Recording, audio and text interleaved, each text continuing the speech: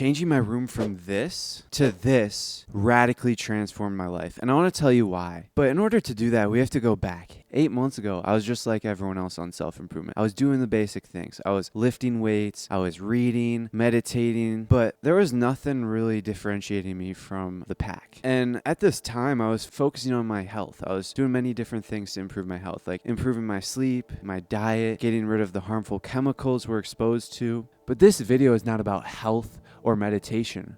This video is about something far greater than that. And I was watching a lot of YouTube also. And my friend sent me this YouTube video. It was an esoteric sleep guide. And it gave a couple good tips. But there was this one point in particular that really stuck to me. And he was talking about how your bed is actually made of materials that are bad for you. And so he gave a few suggestions on how to fix it. The first option was to buy a new bed, which didn't have any harmful materials in it. And this wasn't an option for me because it was way too expensive and I didn't have the money. The second option was to sleep on a military cot. Another option was to sleep on a straw mat. And the third option really sparked my interest, and it was to sleep on a tatami mat. And a tatami mat is basically a mat that's made of grass that's all woven together, and it's like sleeping on the floor. And the interesting thing about it is the samurais actually used to sleep on the tatami mats. And so I finished watching the video, and what do?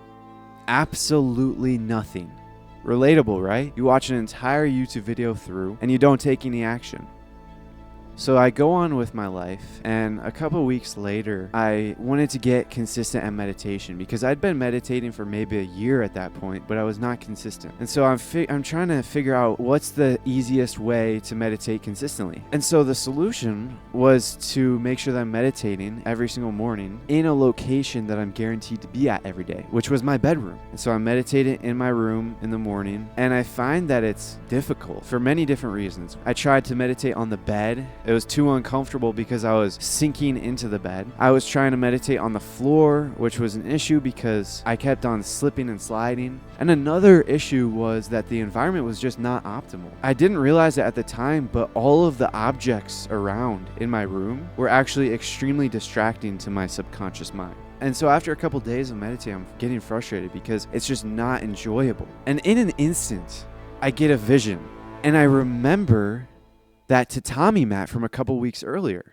And so I'm getting excited because I'm thinking to myself, oh, this is perfect. I can put this tatami mat in the corner of my room and meditate there every single day. And then one moment later, another flash entered my mind. And it was an image of my room with nothing in it except for a tatami mat. And it was an extremely optimal environment for meditation and sleep and health because there was blackout curtains nailed on the windows and the door to block out all the light and the noise. And this new room basically would be a solution to all of these issues that I had with meditation and health. And so I went back and reviewed that esoteric sleep guide, and I bought the tatami mat, and I also bought that pillow that he recommended, which actually turned out to be a game changer for my sleep. So when the mat and the pillow arrived in the mail, I went through and completely got rid of everything from my room. And I moved all of the essential things that I would need every day into my closet, like my dresser and my drawers. Now the only thing in my room was the tatami mat and a fan and a journal and my alarm clock.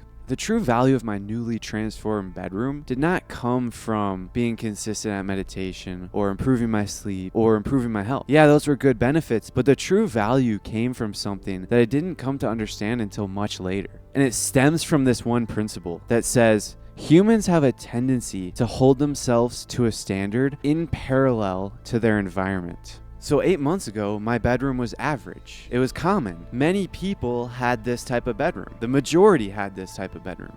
And so as a result, I was holding myself subconsciously to this standard. I was holding myself to the same standard that everyone else does. And once I radically transformed my bedroom to this dojo, I started holding myself to an uncommon standard because I had a bedroom that not very many people had.